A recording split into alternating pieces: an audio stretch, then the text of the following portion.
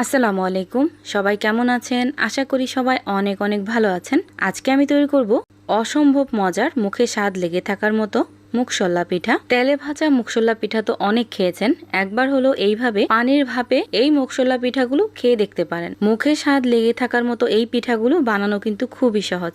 এভাবে পিঠা তৈরি করলে একটা পিঠা খেয়ে কিন্তু কখনোই মন ভরবে না। এত বেশি মজাদার হয় এই পিঠাগুলো, আপনারা না বানালে বুঝতেই পারবেন না। এখন কথা না বাড়িয়ে দেখে নেই আমি কিভাবে এই পিঠাগুলো তৈরি করলাম। প্রথমে এই পিঠার জন্য খিরসাটাকে রেডি করব। এজন্য 2 কাপ পরিমাণ নিয়ে নিলাম লিকুইড দুধ, আর এখানে আমি নিয়ে নিছি 2 কাপ পরিমাণ ছানা। এখন এই দুধটাকে খুব ভালোভাবে জাল করে নিতে হবে। যখনই খুব ভালোভাবে জাল হয়ে যাবে ওই পর্যায়ে এসে এখানে দিয়ে দিব আমি গোটা গরম মশলা, আর দিয়ে দিব 1/3 কাপ পরিমাণ সুজি। এখন সবকিছু খুব ভালো করে একটু মিশিয়ে নিব।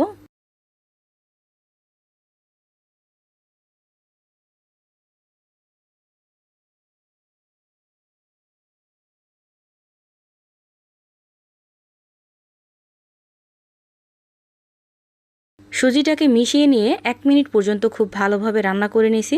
আর 1 মিনিট পর এখন আমি দিয়ে দিব 2 কাপ পরিমাণ এখানে ছানা। আপনারা চাইলে 1 কাপ ছানা দিয়েও কিন্তু তৈরি করতে পারেন। ছানা দেওয়ার কারণেই এই খিরসার পুরটা কিন্তু খুবই মজাদার হয়। এভাবে একবার হলো বাসায় তৈরি করে দেখতে পারেন। এখন এই ছানাটা দিয়েও খুব ভালোভাবে একটু মিশিয়ে নিব। দিয়ে দিলাম 1/3 কাপ পরিমাণ চিনি। চিনির পরিমাণটা অবশ্যই আপনারা বুঝে তারপর দিয়ে দিবেন। মিষ্টি যতটা পছন্দ করেন ততটাই দিয়ে দিবেন।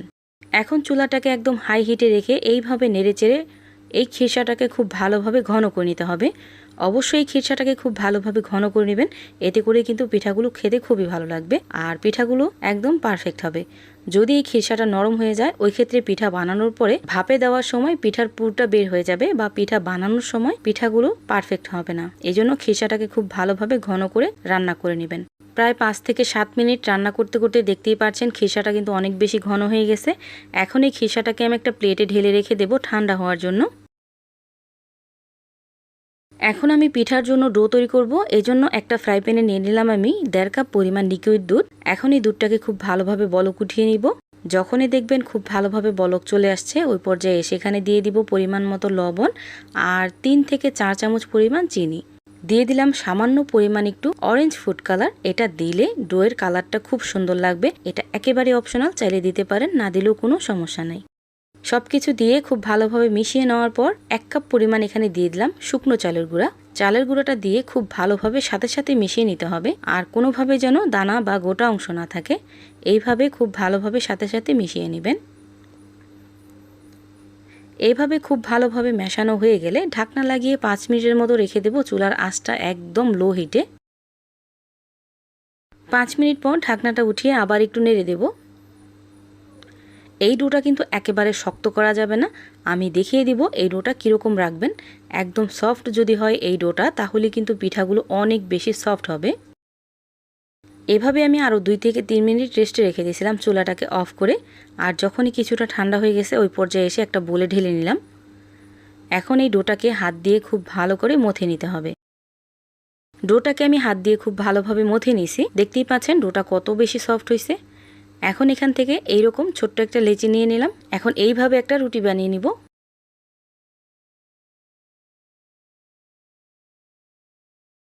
এখন এইরকম একটা কৌটার সাহায্যে কেটে নেব।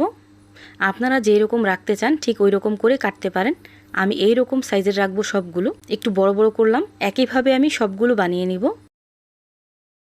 এদিকে খিরসাটাও কিন্তু খুব ভালোভাবে জমে গেছে, দেখতেই পাচ্ছেন কতটা পারফেক্ট হয়েছে। ঠিক এইভাবে খিরসাটাকে তৈরি করে নেবেন। এখন আমি এইভাবে পিঠাগুলো বানিয়ে নিব। অবশ্যই পিঠার মুখটা খুব ভালোভাবে লাগিয়ে দিবেন, এতে করে কিন্তু ভাপ দেওয়ার সময় পিঠাটা ফেটে যাবে না। এখন আমি এইভাবে পিঠার ডিজাইনটা করে নেব।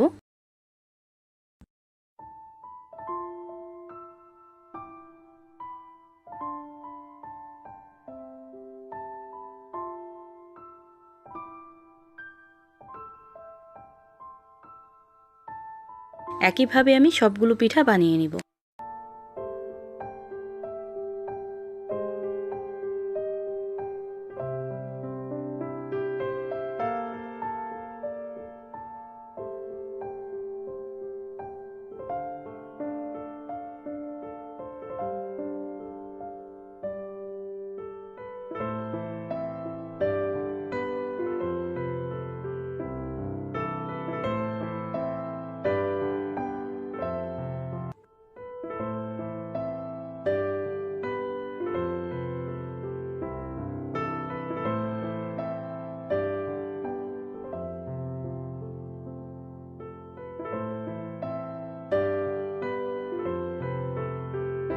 এভাবে আমি কিছুটা পিঠা বানিয়ে নিছি। এখন এই পিঠাগুলো আমি ভাপে দিয়ে দিব। এজন্য আগে থেকে একটা ফ্রাই প্যানে পানি বসাই দিছি। আর পানিটা যখন খুব ভালোভাবে বলক চলে আসবে ওই পর্যায়ে এসে একটা খাঁচি দিয়ে দিব এরকম ছিদ্রযুক্ত। আর অবশ্যই যেই খাঁচিতে আপনারা পিঠাগুলো ভাপ দিবেন ওই খাঁচিতে ঘি বা একটুখানি রান্নার সাদা তেল এইভাবে ব্রাশ করে দিবেন। ওই ক্ষেত্রে পিঠাগুলো ভাপ দেওয়ার সময় খাঁচিতে লেগে যাবে না। এখন এইভাবে পিঠাগুলো দিয়ে প্রায় 3 থেকে 4 মিনিট পর্যন্ত অপেক্ষা করব। দেখতেই পাচ্ছেন 4 মিনিট পর পিঠাটা কিন্তু খুব ভালোভাবে সেদ্ধ হয়ে গেছে। এখন এই পিঠাটা আমি উঠিয়ে নিব।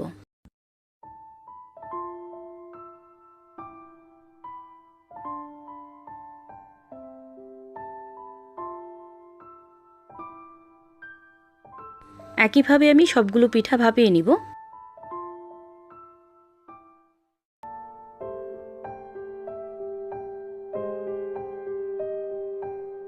এভাবে আমি সবগুলো পিঠা ভাপিয়ে নিছি।